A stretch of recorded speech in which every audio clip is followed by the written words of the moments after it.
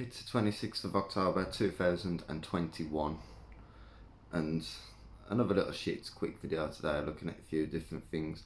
I'm going to start by looking at YouTube because obviously YouTube banned me. The reason I mention it is because people still mention it to me now, like they don't even realise that I've been banned. A lot of people, or some people I should say.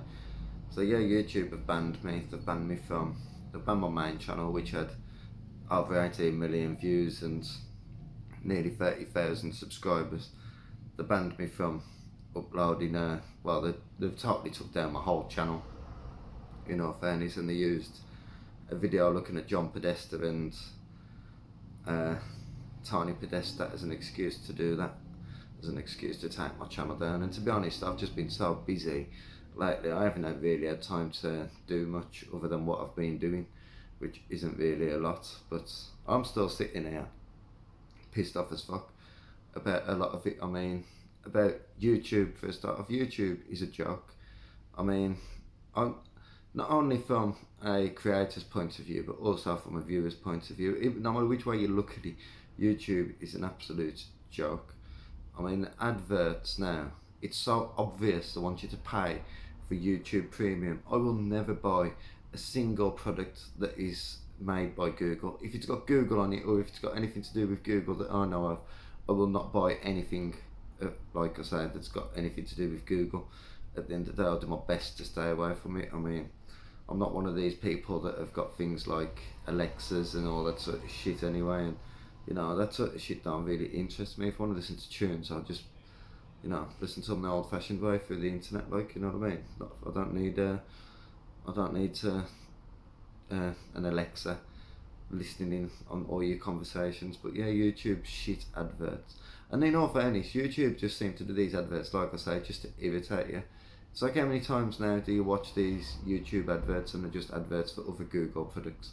It's like Google are the only people that are even interested on advertising. Google and gambling companies, obviously, because obviously YouTube and Google, the people who are so offended by everything, obviously they're not offended by gambling or alcohol, because they happily promote that sort of shit. Do you know what I mean? They'll still advertise that sort of shit. In fact, every other advert is either a Google, an advert for something to do with Google, like, you know, that advert, you know, can I say queer, you know, not to my face. It's a fuck off, honestly. And you know, I mean, can I say fag? Do you know what I mean? Is that an offensive question? At the end of the day, would that make it offensive? Can I say fuck you, Google, you fucking weirdos? I mean, fucking pathetic Google is, and them adverts really do piss me off. The Google adverts do, and even Marcus Rashford and Anthony Joshua and shit now. You know, these people are people that claim to be against oppression and shit, and against, you know, especially in the case of Marcus Rashford anyway, and against, you know, children being left behind and all that sort of shit. And then they're going to do an advert for Google. It's like, where's the sense in that? Google don't pay no tax in this country. Google are a massive part of the problem. Not only do they deliberately manipulate and try to control the flow of information, they also don't contribute nothing in this country tax-wise either, at the end of the day. So Google should be you know, they're offended by everything, but they're not offended by their own corporate greed. Obviously, they're conveniently blind to that.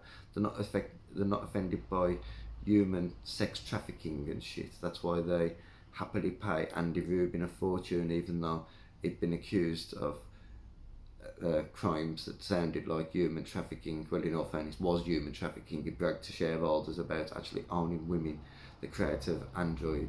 And Android was obviously later bought by Google, and I assume that Andy Rubin must have went off and started working for Google after that. And instead of Google sacking him outright, they actually paid him off a ridiculous sum of money. I mean, I can't remember the exact numbers now, but it was literally hundreds of millions, as far as I remember. And obviously, you know, the Netflix had a bit of a problem with Dave Chappelle's transgender jokes. Obviously, certain Netflix staff walked out because they were so offended by Dave Chappelle's joking about transgender. Obviously, they didn't find it funny at all, and they stormed out. Apparently, according to the media that's full of shit and reports things on a one-sided basis. It didn't seem to report the fact that most of the audience wasn't offended and actually laughed at the joke. Obviously, it didn't report that because if you go by majority, do you know what I mean? Most people are not offended by a joke about anybody, whether they're transgender or not. At the end of the day, if you want to tell a joke, tell a fucking joke. At the end of the day, and if people get offended, well, that's on them, isn't it? I mean, fuck them. At the end of the day, I mean, what the fuck is this society coming to now where you can't even tell a joke? And you know, it's pathetic, to be honest. I mean, and I'm just looking at some like other events that have gone on recently, and yes, Keir Starmer, he claims that the uptake of vaccines among children is low, and children in Britain should be protected from protests, not protected from pharmaceutical corporate greed or corruption within the British government. Like, you know what I mean, trying to push and pretty much still reasonably, especially for long-term effects, untested vaccine onto children. Keir Starmer thinks that children should be protected from protests, but most of these protests are taking place, in most cases I would say, to protect future generations, which is children. So Keir's children should be protected from sick, twisted, evil bastards like Keith Starmer. You know what I mean? Jimmy Savile's mate, the man who got Jimmy Savile off, the man who turned the heat down for Jimmy Savile. I mean, that's who children should be protected from. People like him, not from people trying to protect them by protesting against this fucking government that are just pretty much trying to turn this country into some sort of dictatorship where we jump when they say jump. Do you know what I mean? That's the sort of bullshit that's happening at the moment. So for Keir Starmer to say anything of the sort is pathetic when, like I say, the people that are protesting and these anti-vax protesters, I mean, you know, vaccinate yourself as much as you want. At the end of the day, fucking do what you want with your own body, but don't vaccinate your fucking children just because the government says it's over. I mean, me personally, I'd rather inject myself with smack than anything that the government told me to inject myself with. I mean, how can you people trust these fucking weirdos? And Keir Starmer is the worst opposition I've ever seen. He's the worst Labour leader. Obviously, Tony Blair was bad, but Keir Starmer's just got the sort of face that you just would love to slap, hasn't he? I mean, he's just got that arrogant, horrible fucking face on him all the time, like, and he thinks he's smart enough to trick working class people into voting him, even though he's actually another part of the problem. I mean, obviously, I would never vote for him, and even though some working class people might be stupid enough to think that Keir Starmer's got some answers, the vast majority of us are not that stupid at the end of the day. Obviously, yeah, the working class people, we don't like Boris Johnson and fucking the Conservative Party, and me personally, I don't like the monarchy and the aristocracy and the hierarchy, the establishment. I mean, at the end of the day, I don't like any of that, but Keir Starmer is worse than the opposition sometimes. I mean, you know, he's absolutely disgraceful. He's a puppet. At the end of the day, he's another version of Tony Blair. He's Tony Blair 2.0. And at the end of the day, I mean, I would never vote for Keith Starmer. I mean, I know too much about his history I know he's what he is at the end of the day, and he's just another part of the problem. Like I say, he's nothing but a hypocritical puppet at the end of the day, and he's a puppet to the same people the rest of the government are puppets to. Do you know what I mean? And that's why he isn't acting like an opposition. I mean, at least say what you want about Jeremy Corbyn, you know, and you could say the same things about him, that he's part of the establishment and everything like that, but at the end of the day, you judge people by policies, not the position they was born in. At the end of the day, I mean, you know, Jeremy Corbyn, policy-wise, had a lot of things that was at least different to the Conservatives, and in my opinion, a lot of things he was right about. And, you know, he's the least racist politician in modern day British history, and yet he's the one that they point to as racist, and he actually gets kicked out of Parliament or for temporarily because of anti-Semitic remarks, and let's be honest, when they say anti-Semitism, they mean racism at the end of the day, because he hates, according to the media, obviously there was a big thing about it a few years ago, he hates Jews, but I don't think he necessarily hates Jews. I think recognising a genocide being committed by Jewish people isn't hating Jews, is it? It's just recognising what's happening. There's a difference, isn't there? I mean, but they want to say that anything like that is anti-Semitic and shit like it, and people in this country are, you know, at the end of the day, they're not that bothered, are they? I mean, that's the thing, the vast majority of people in this country really just are not that bothered. I suppose people that don't have kids are not bothered. It's like, you know, just live your life quietly, get it over with, and fuck it, let them do what they fucking want.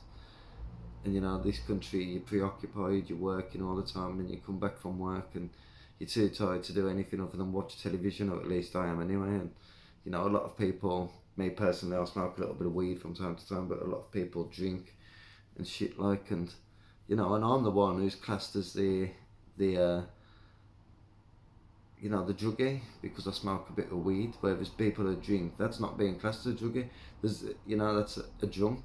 It's a bit more sociably acceptable than being what I am, which is technically a druggie. But I was actually watching a Jordan Peterson video earlier, and he was talking about some interesting facts about alcohol compared to cannabis and other drugs, including LSD and all that sort of shit. And that is 50% of murders that are committed on people that are drunk. So 50% of all murders committed, I think this is in the United States, I don't know if it's similar stats in Britain, but 50% of all murders that are committed on people that are drunk. And here's the other shocker, 50% of all murders that are committed as well are committed by people that are drunk. So 50% of murders committed are committed by people on people that are drunk, and another 50% of murders committed are committed by people that are drunk. So that is some shocking stats, isn't it, really? I mean, if that's true, I don't know where we got that information from, but if that is true, that is shocking. And like I say, alcohol is actually the sociably acceptable drug, and cannabis, which makes you totally the opposite in, you know, most people are not aggressive on cannabis. I've never seen anybody who's even aggressive people. Even people that are aggressive, I've seen them smoke cannabis and they're not aggressive.